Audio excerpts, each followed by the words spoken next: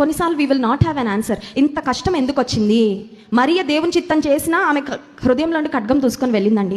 మరియ దేవుని కొరకు ఎన్నో నిందల అవమానాలు అనుభవించిన అట్ దట్ పర్టికులర్ పాయింట్ సిలువ దగ్గర ఉన్నప్పుడు ఆమె చాలా వేదన పొందుతూ ఉంది. కొన్నిసార్లు దేవునికి ఇష్టంగా నేను ప్రవర్తించిన, దేవునికి విధేయత చూపుతూ సాగినా, దేవునికి నన్ను నేను సమర్పించుకున్నా, దేవుని దృష్టిలో నమ్మకస్తుడిగా ఉన్నా, ఇంత శ్రమ ఎందుకు వస్తుంది?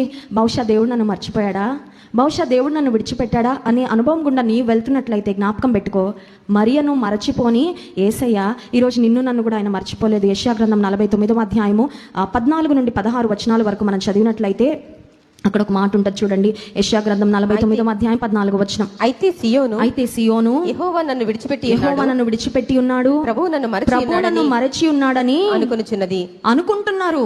నేను మిమ్మల్ని మర్చిపోయానని, నేను మిమ్మల్ని విడిచిపెట్టానని. తల్లైనా తను కన్న బిడ్డను మర్చిపోతుందేమో. నేను నిన్ను మరువను, చూడుము నా అరచేతిలో నిన్ను చెక్కుకున్నాను, నీ ప్రాకారములు నిత్యము నా ఎదుట ఉన్నవి అని వాగ్దానం చేసిన దేవుడు మనకిస్తున్న అభయం ఏంటంటే, నేను మర్చిపోలేదు. నిన్ను మర్చిపోవడం ఇస్ వన్ థింగ్, విడిచిపెట్టడం ఇస్ అనదర్ థింగ్. మర్చిపోవడం అంటే ఏంటంటే మెమరీలో నుండి పోవడం, అది కూడా చాలా పెయిన్ఫుల్.